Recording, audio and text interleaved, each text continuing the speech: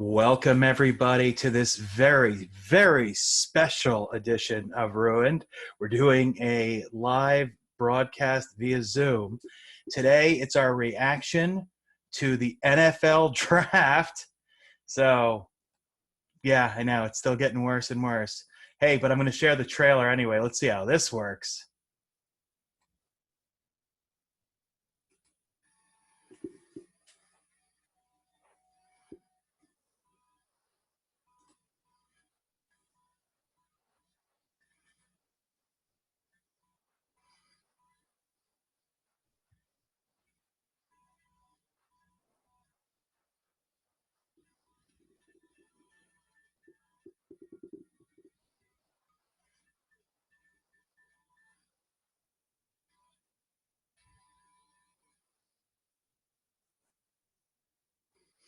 I have no idea if that worked. Joining me, as always, is the very lovely, gorgeous, my wife, Laura Sokalski.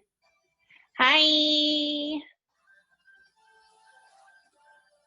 That did not work, by the way.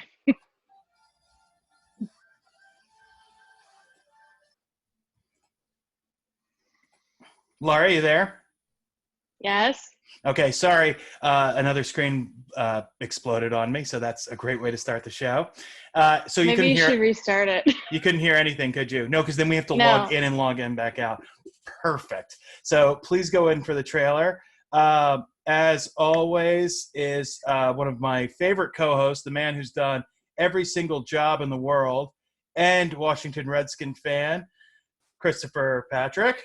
Hola, hello. Oh, Patrick. And Patrick, what team? Well, I told you what team you're representing, and look at you in your Redskin gear. Hetero life mate and friend for life, Kevin Marchetti. What's up, everyone? All right.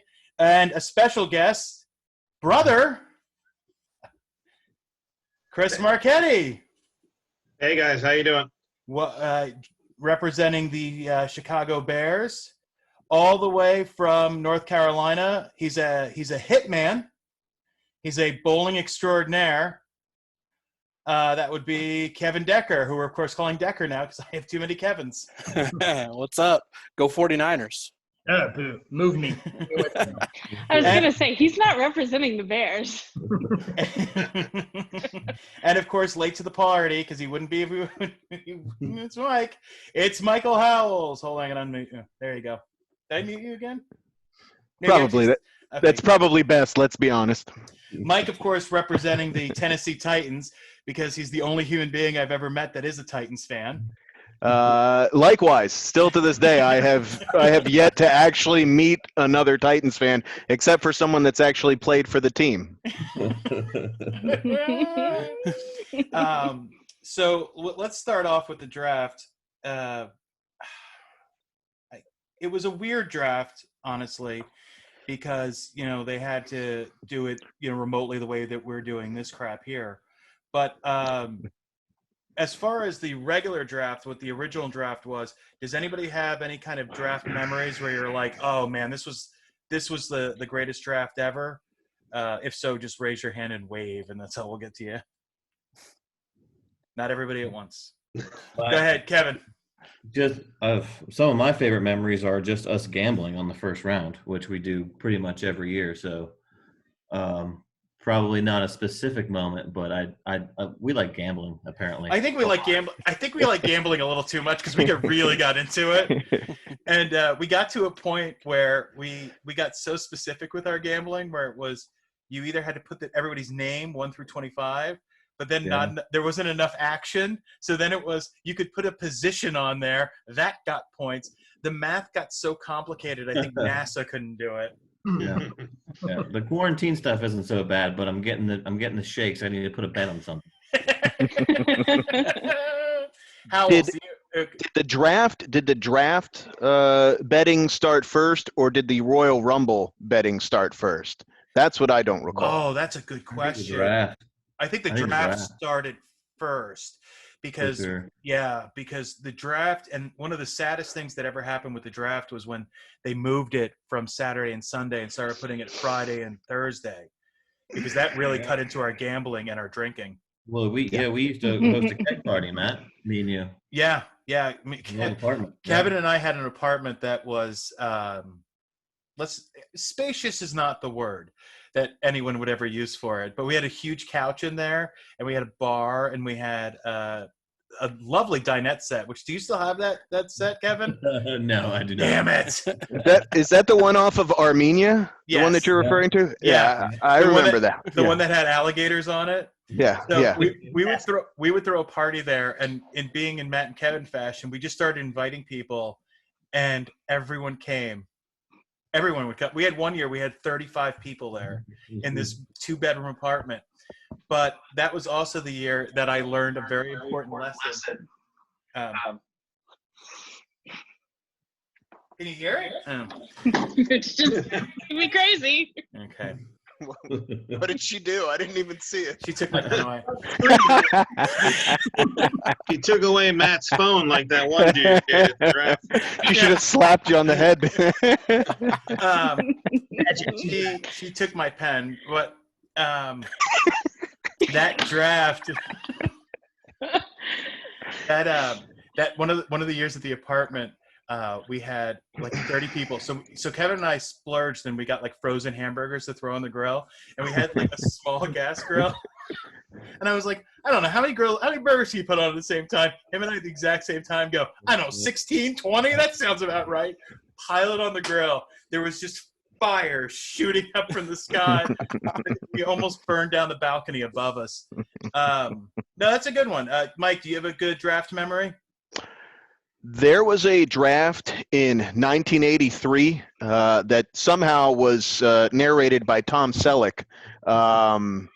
That was a phenomenal draft. I think I remember Jim Kelly going in that draft. Dan Marino, that was a big issue. Dan Marino falling into that draft. Yeah, because you John remember Elway did not want to play for like the Brooklyn Dodgers or something like that, so he held out. That's my favorite draft. I loved that one. I do have to say that Mike is better prepared than Booger McFarland was. These guys are going to get their names called, and they're going to get drafted. Back to you. Wait, what? That's all you have to say? Okay. Whatever team picks them, they get to go there and play. They'll get paid money to play the sport. If they isolated his, like we were joking about isolating tracks before, if you could isolate his comments in that, they were more crazy than when he was on Monday Night Football. I mean, at least Monday Night Football, he was talking about the game. There was some whacked out shit. And I am putting a ban, when I become king of the world, you are no longer allowed to say, this guy loves playing football in a draft. They all love playing football. They're going to get a check with at least 6 numbers on it. 6 numbers on their check. And that doesn't count the cents. They love it. Let me tell you, I love getting hit in the nuts with a golf club if there's 6 fucking numbers on my check. Decker, do you have anywhere? I'm looking around like you're in the fucking room. Decker, do you have any draft memories? I'm going to actually just say my worst memory. As a 49er fan, the year Alex Smith was drafted and Aaron Rodgers was still on the board. I say this, and people always think I'm joking. I wanted Aaron Rodgers back then because a Southern California guy, fit in with the team real well. And then we picked Alex Smith. And the rest is history. Chris, do you have any? Well, just to piggyback on what you guys are saying about having all the times that we went to your place and had barbecues and things like that. Those are the times that I remember. And then is this going to be the year the Bears pick a quarterback that actually, works? I mean, it's got to be one. It's got to be one of these years coming up.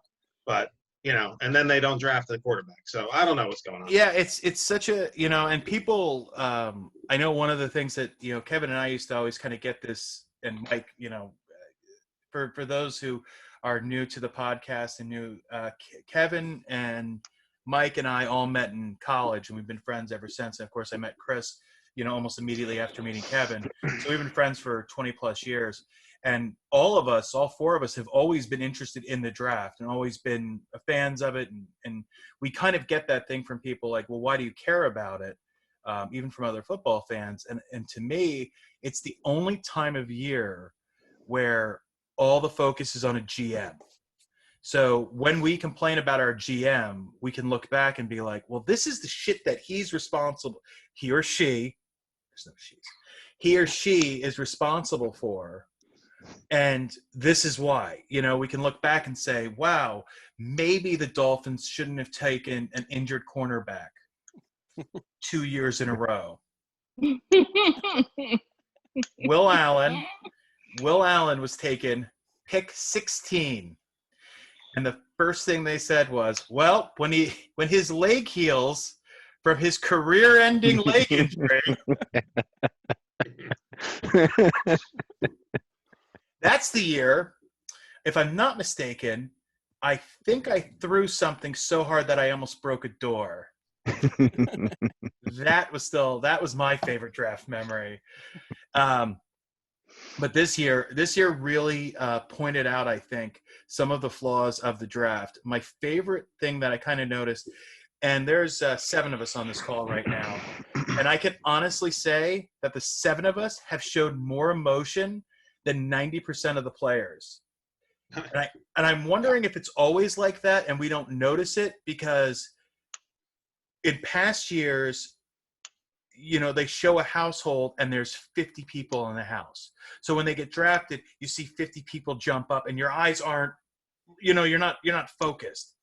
This year there's 3 people, 2 of them are their parents, or, and they're just sitting on a sofa. Every other pick was like this. I think some of that too is with the internet. People are probably a little wary of creating a viral moment type of thing. So they're chilled, they're relaxed. Whereas back in like the 80s and 90s, that wasn't a concern. So be crazy, be whatever, nobody cares. Now, whatever you do is gonna be forever. You mean like if you're related to coach? like the coach, like the coach, like the Titans coach, or the kid was taking a dump during? Yeah, that's a perfect visual element to how I feel about next season. No. The best part about the whole thing about the kid taking the dump, no one would have noticed, but someone in that household had to be an asshole and dress up in like a costume. So your eyes kept drifting over there, and then he's right over the shoulder. It's like, oh, is that somebody taking a shit right there? I wanted the Firefly Funhouse. I was hoping somebody was going to show up with it with that song. Was there anything better? Was there anything better than realizing that your years of hatred for Roger Goodell have paid off in the fact that now everyone sees what a total robot tool he is? Have you ever seen anyone that uncomfortable in your entire life? I mean, honestly. When he got on the couch. Anytime. Oh, when he said he was like he was gonna pass out. Yes, guys, that is fun. Yeah, you could see it when he was interacting with the screen behind him, trying to get all the fans pumped up and everything. He just didn't look like he knew what he was doing. Yeah. Now let's talk about some important trades here. Decker, your team got a wonderful player. How did they acquire a great player? We gave up nothing, and we got Trent Williams. That's great. Thank you. What team would be stupid enough to give up that? I know who did it. I like though the Washington did it in a way that is just the ultimate like. I'm happy. Here's what they do though. They announce the trade and then they're like, "Don't worry, this guy will replace it." It's just setting up for failure. It's just setting up for next season where it was like, "This is what we gave up." But why they sent over there, we got how do I say that kid's name? The running back from 49ers. Matt Breida. His first name's what is it? Breida. Breida. I'm excited because his first name is Matt, and that's how shallow of a human being I He doesn't stay healthy very long, but neither Don't does worry, your quarterback, so it'll be okay. He's a Dolphin. He only needs to last as long as he goes 4 games. I was about to say Trent's on rental because he's only got 1 year left. So good luck, 49ers. Fuckers, don't We'll worry. re-sign him. We got plenty of cap space. No, I'm glad. It's been a long fiasco. I'm happy. I love him. I was a big fan. I'm a Lyman guy. I absolutely miss him, but that fiasco was just the hell with you, Bruce Allen. I'm glad it's over. So Well, I will tell you one thing. After the Dolphins finish drafting, it's kind of like when you do a fantasy football draft and you look at your players and you see all the little medical boxes next to their name. That was the entire Dolphins roster. Did any of you guys have any of your players have bone marrow extracted from them? No, the Dolphins did. Matt, that just means he's a heroic lifesaver. Moving on. I was lucky enough. To be in a swimming pool over the weekend, and I had the draft on, so I was listening, for teams that I was interested in or players and things like that. I really thought you were going to say that you were in the swimming pool with one of these people that were drafted. Yeah, that's what I thought he was going with too. It was me and Tom Brady. I just met the guy. He just wandered into the swimming pool. In my house. He ended up at Matt's house. I thought this was what I was doing. I just told him I was Brian Leftwich, and he rolled with it. Tom Brady doesn't see color. Put your head down, Laura. But he's probably going to watch this, by the way. Oh, I welcome Tom Brady to watch this goddamn review of the draft. Can you imagine Gronk at Gasparilla next year now? If he's not the Grand Marshal, then I was about to say they're absolutely giving him the Grand Marshal. The Ybor City should just now give him the keys to the city, for God's sake. Is there any way that his float can just be a model of him just chugging a beer? Like, can we get to work on that, boys? We should do, for those of us that are wrestling fans, which looks like all of us, another podcast idea needs to be, how are we going to get the 24/7 belt from him? He's going to be in Tampa Bay. This is something we should be talking about, okay? Laura, I'm gonna need you to trap him. I'm gonna need you to use your feminine wiles to trap him. I'll get behind him, Matt, and I'll run him over with a car. We need a ref. Great. I'll just line up behind the 95 other women that are trying to trap him that day. Oh, God. Kevin, do you mind wearing a referee's shirt with you at all times? Not. Under your clothes, I need you to rip it off. The 24/7 champion is in our town. The player that I heard, and it was, they became so – ESPN decided – a couple of years ago to just make every single story. It used to be like 1 or 2 stories had a human interest story or something. It was very compelling. They would find a couple. And I will say this, the Dolphin story about donating bone marrow to his sister, I think that was key to the draft. I think that was important because you're like, well, why did this guy have a shortened off season? That has something to do with it.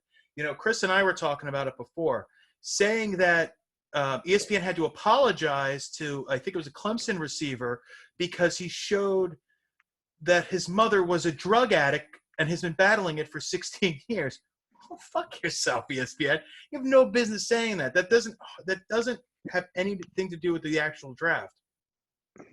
But in all of these human interest stories, why they're saying all these horrific things, ESPN has never learned to not stop playing that theme, because they keep the same music underneath it no matter what's going on. So when they go, hey, we're going to Mel. Hey, Mel, tell us about it. It's the and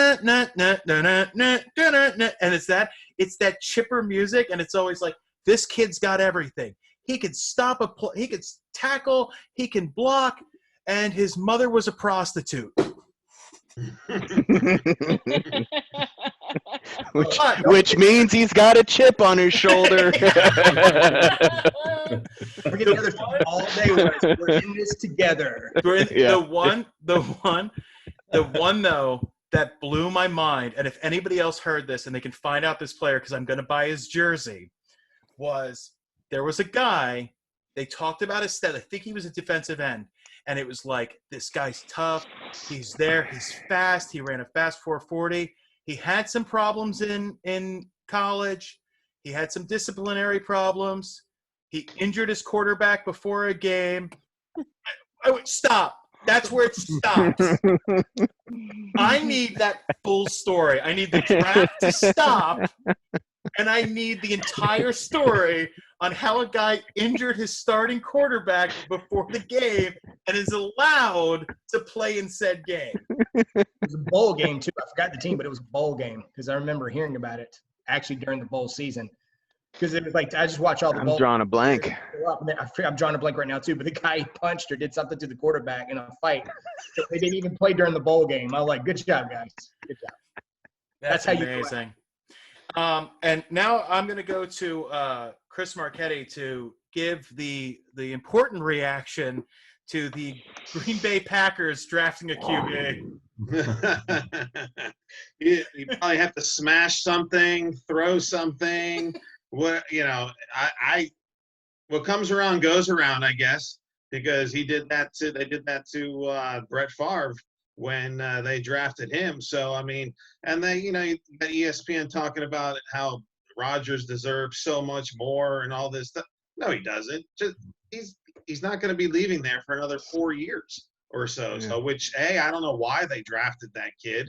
They should have gotten him some help, but I mean, unless they're going to trade him in another year to a team that needs a quarterback and then just roll with this kid, I just don't understand it. I really don't. I mean, the only thing I can think of is if they saw something after that last injury and they're just that concerned, or I don't know. I really don't. Maybe just so they can have a better backup than what they had, because once their other backups came in those couple times that he got hurt, that team really didn't do anything. Yeah. But then again, I don't know what they were thinking either. You don't draft a backup in the first round either. Correct. Well, yeah, that's true. Yeah. I mean, if they got Burrows or something like that, that's different. But I mean, it wasn't Right. like, Right. They got a Steelers. I do want to point out, gentlemen, that according to ESPN, academic success is carrying a 3.0. I did see that. Yeah. I was a success. I was a genius. Yes. I was a Rhodes Scholar. I was still not a success then. No, Mike, you and I were not successes. Mike, there's a reason you and I weren't successes. And we were on that. It was we were called, on that. Go ahead. It was called Sink or Swim Thursday. That's why we weren't a success. We were on the very popular 6-year bachelor degree path. That was very popular in the late 90s, early 2000s. That was all the rage. So you redshirted a lot. Hey, Mike and I still have 4 years of eligibility left, so if we need to get called up.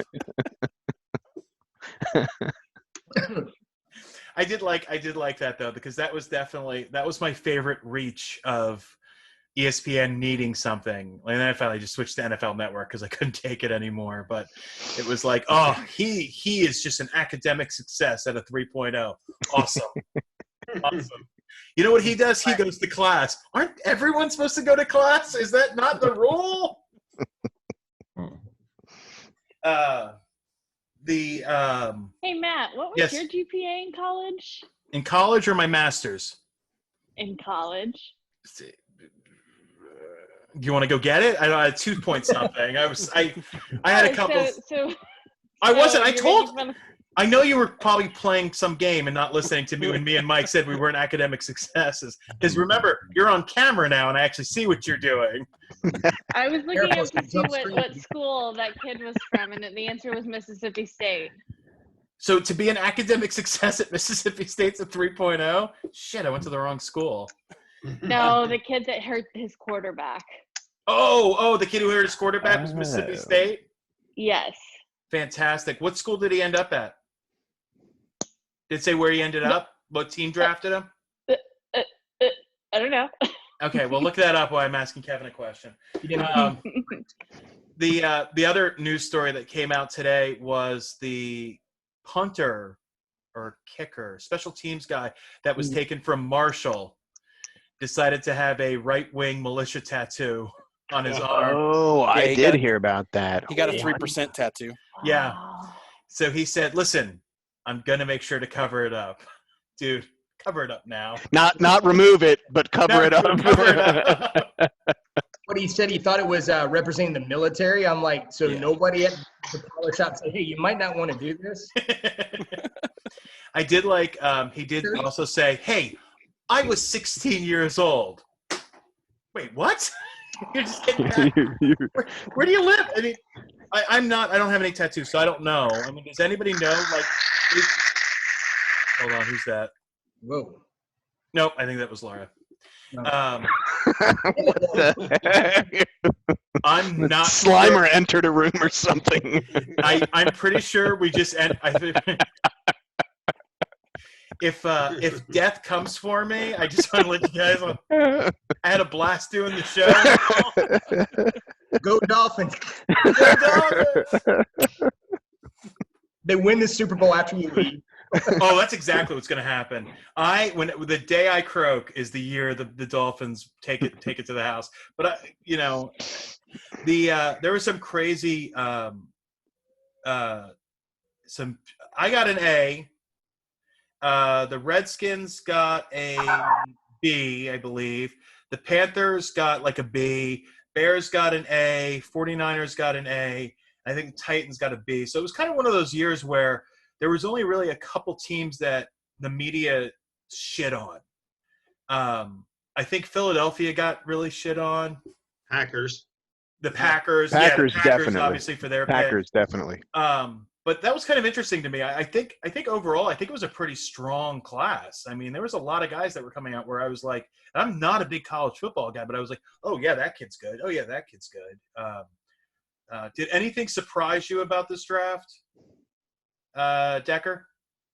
Not really. I expected more trades. There wasn't as many trades as there have been in the past. Yeah. How about you, Kevin Marchetti? I was starting with the Kevins. No, nothing. Did anything get you with your Panthers draft? With just the XFL player getting drafted to the Panthers, that was a little exciting. I'd say the only kind of weird blowback, and Chris and I were talking about it via text message, was for the Dolphins in the 6th round took a long snapper, and they were kind of shitting on it. And I said, well, they need a long snapper. This guy was a great long snapper. I don't see what the problem is. And they're like, oh, they could have gotten this and this and this. And I'm like, but you need it. 6th round. It's this right. It's the 6th round. And, I think, Chris, you pointed out that your guy, the Bears guy, was a similar situation. Yeah, they drafted Patrick Manley in the 6th round when they drafted him, and he was there for 16 years. Yeah, I mean, if you find the guy that's going to do it, then you take him. I don't understand. I mean, it's not like you went 1st round, 2nd round, or 3rd round. The 6th round is okay. Yeah, I mean, I just don't that to me was the only kind of takeaway where I was like, I can kind of see sometimes when they're like, oh, I think this guy went too early, but I think if these coaches develop a relationship with any of these players, just get them, just take them.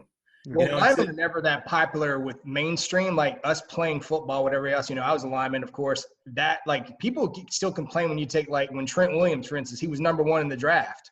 I was head over heels happy, but a lot of people are like, why didn't you get a receiver or a quarter? I'm like, it's not. If it isn't a flashy person, they freak out. 6th round and he can long snap. That's awesome. That's a hard job. I think the steal the Dolphins got. I don't know how they're going to use him, but I see something good. Is the guy Perry from Navy? Because he came out as a receiver. He's not expecting to play quarterback. He's not expecting to play anything.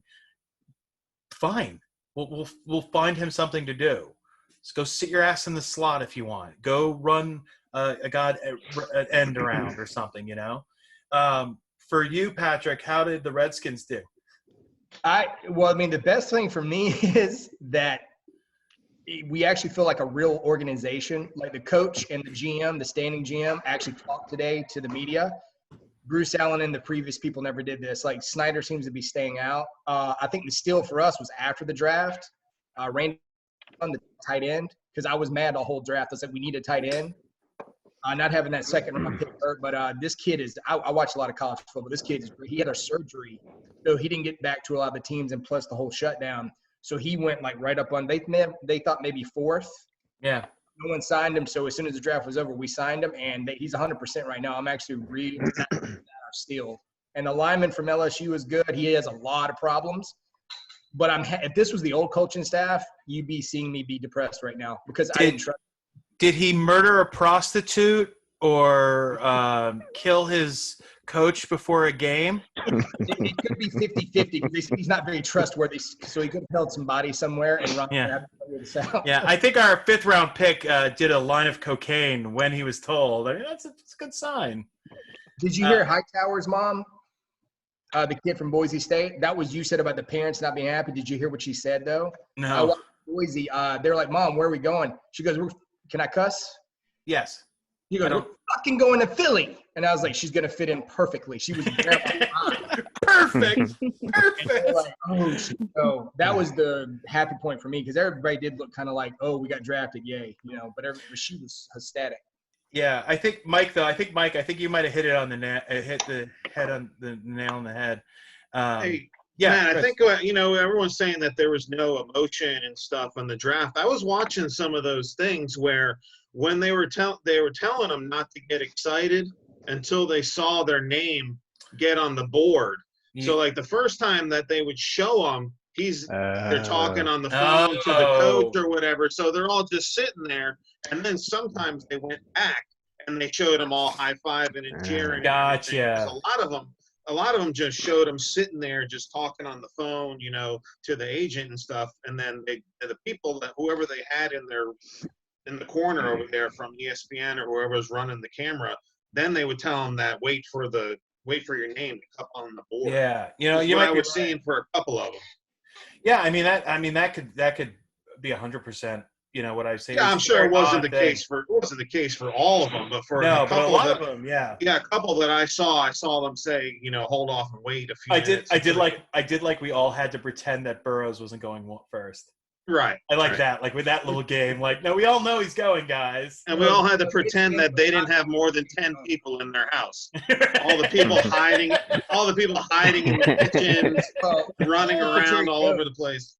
Except for Jerry Jones and his Bond villain yacht sitting up in there. Oh my God. If Jerry Jones is not a Bond villain, I don't know who is.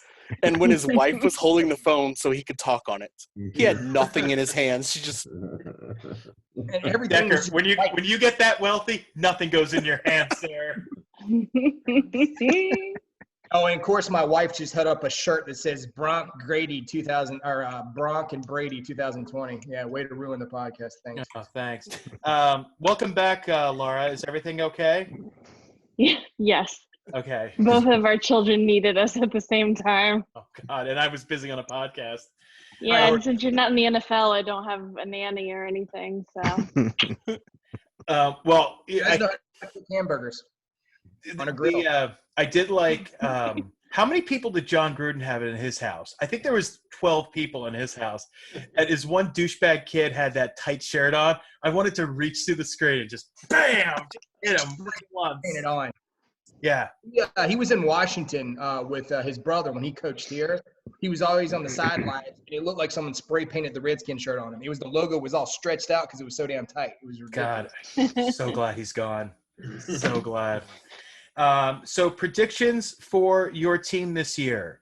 I want record, and I want best thing that's going to happen to him and worst thing that's going to happen to him. I will start so you guys can think about it for a moment.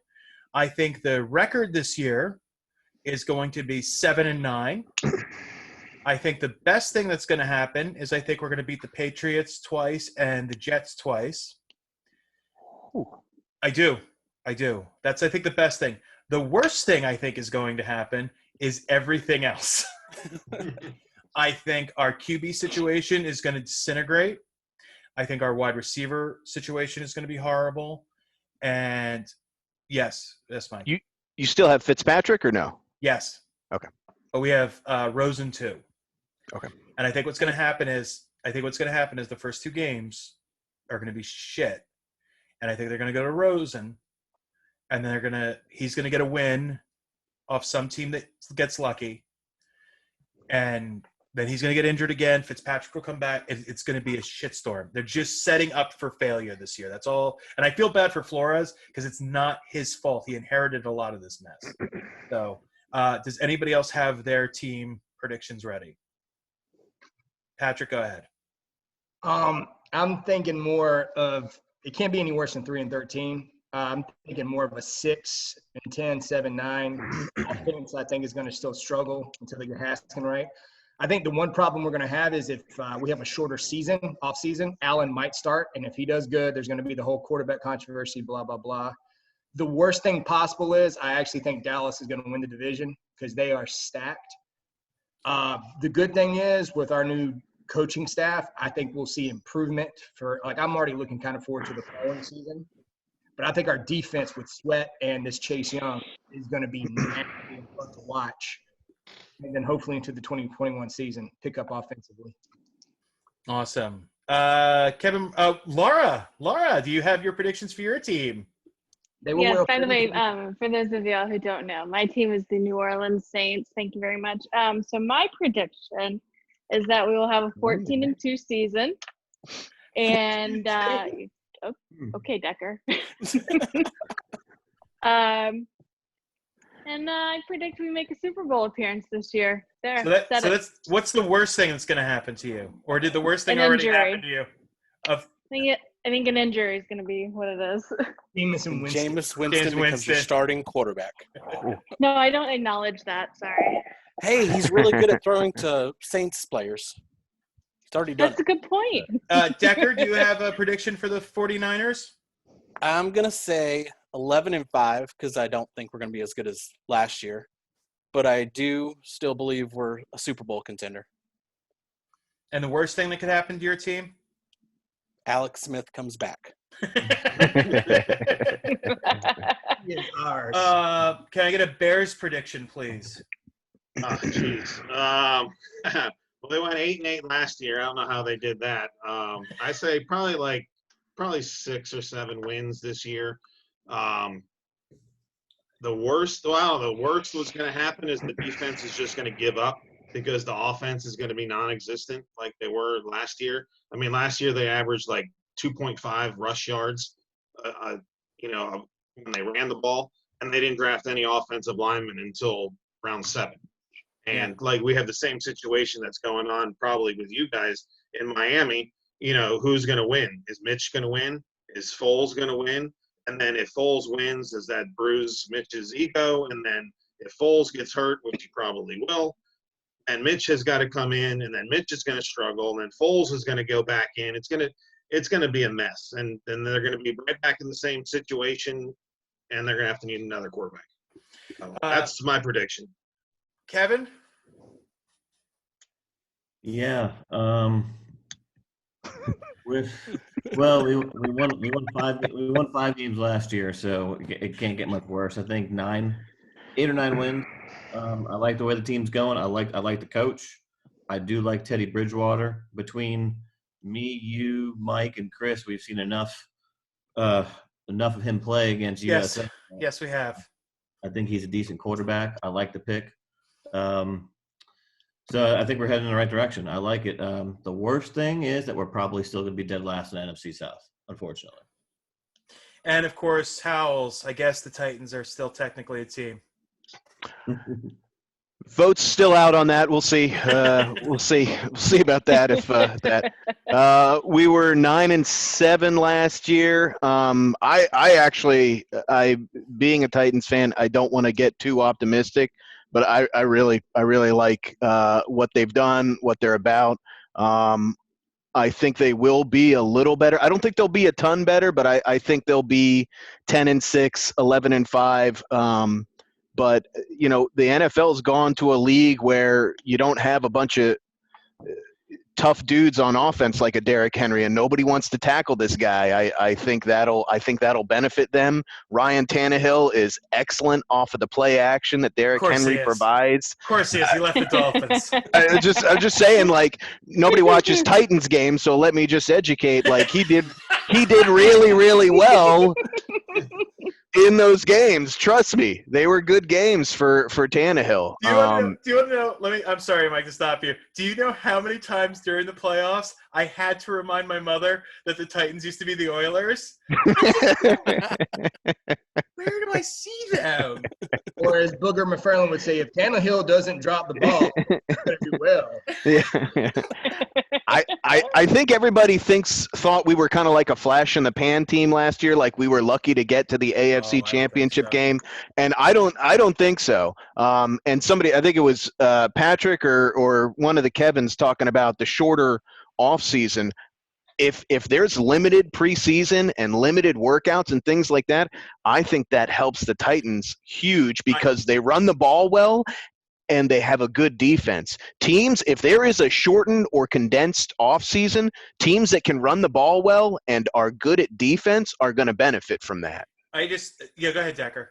Oh, I was just calling out the 49ers or that kind of team too. Absolutely. Absolutely. Absolutely. I mean, if you take a step back and just even look at the AFC for a second on how scary they actually are, between Kansas City, Baltimore, Tennessee, I don't even want to play Pittsburgh right now because somehow Pittsburgh finds a way to win with people that are disabled. I don't understand how he does it. But they always have a good draft. That's why. Why can't I think of his name? Roethlisberger? The coach. Tomlin. Somehow Tomlin gets these guys ready. And you want to talk about, it's like a major league. It's like major league. Who the fuck are these guys? I don't even know half these guys playing for the Steelers. And they were competitive all last year. The Titans were competitive. I mean, the Patriots were, now they're not. Buffalo threw out 9 wins. Buffalo's defense is legit too. Buffalo might be another team with that run game and that defense that, again, if the preseason or off season is condensed, Buffalo might come out like gangbusters. Yeah, I mean and who knows? I mean, I'm looking forward to the season because I need sports back. I really need sports back. I mean, I'm like Kevin right now. Not that I need to bet on anything, but I need to bet on something.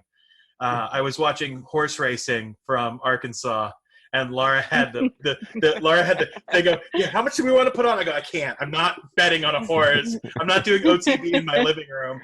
But my uncle was watching the same thing. But I don't know how the season's going to be. I think with no fans, obviously the Chargers are the one team that's used to having no fans, so they can process it. I can't wait. I hope at least 3 games have no fans because I want to see the asshole Packers do that stupid Lambeau Leap into nothing because they're not going to be able to help themselves, and they think it's going to be cute, and it's not at all, and they're going to do it. And I don't know why. I think it's because Aaron Rodgers is just turned into such an asshole. He's such an a-hole. I mean, I'm stuck in Tampa as the almost all of us except for Decker, and we're gonna have to survive Brady walking into the wrong house, Gronk just being Gronk. I mean, Patrick, how many shirts did your wife buy already? She's got a couple. She's smiling at me, so I don't even want to know. Thank God we're still getting a paycheck during all this. Did you? But the only really think Bryce is running around like they didn't win the damn Super Bowl already. I was like, your fair weather fans are now going to show up at the little pirate ship and be all happy, and as soon as he loses 1 or 2 games, I'm like, it's pathetic. I can't wait to see how many of these Tampa Bay Buck fans the tank top is already on sale, right? Is it the guns out, Gronk out, or whatever Sun's out, guns out. It's the only thing about this place that I hate. It's it. I love everything else. But it's going to be, I mean, it was a good – for me, player-wise and watching my team, I enjoyed the draft. I hated Goodell like always, but that's part of the draft, so none of that changed. I did really enjoy seeing these coaches in their home. because they're fucking clueless. They're clueless. They don't know what the fuck's. They don't know what it's like to be home, because they're never home. These guys are never home this much. So they're interacting with their kids. It's just painful. Well, except for the Vikings. But Matt, did you see when they flashed to Bill Belichick and it was just a dog sitting in the chair? He couldn't be grandmother's kitchen. Yeah, he was just rummaging through the fridge like that. Which guy do we take? I don't know. He's fine. Who's up? What's Mel's favorite? I'll take him. I do agree with you, though, Matt. I think he was going for that QB had Green Bay not pulled the trigger. I think he was hoping he was going to fall, because I could see Belichick doing that like in the 5th or 6th round. Give me that kid. Yeah. But I did love. I love the dog sitting there, and I liked all these people that have these houses with nothing in them, or they had to take everything down, so it's just like blank walls. They look like they're in an institution sitting there. Oh, there's John's home office. Fuck. The Browns coach. The Oh camera, yes. he leaned back and was scratching his balls like, oh. Oh, no, I forgot they were on TV. Good old Browns. God, and he's in Cleveland too. Well, thank you guys. I appreciate you guys coming on to celebrate the Ruin podcast. We've released 25 episodes. Some of the, of course, Chris and Mike, this is your first time on. I appreciate you guys coming on. Kevin Decker actually has one of our highest rated episodes, and he brought us, yes, the bowling episode just took right off. Who the fuck knew? And of course, I want to thank Kevin and Patrick, who are on just about every episode, and guys making the show that it is. My beautiful wife and co-host, I really appreciate you. This is going to be launching on our YouTube channel. We're going to try to release one of these a month, probably more, because we're bored out of our minds. So look out for us. We're not doing an ending theme right now, because then I'd have to hold it up to the microphone, and Laura would be really upset. I tried to do speaker voice, and I'm the one speaking, so I don't understand why it didn't come up. Okay, cool. From all of us at the podcast family of Ruined, it's a fucking weird way to say that. We will catch you next time. Last word.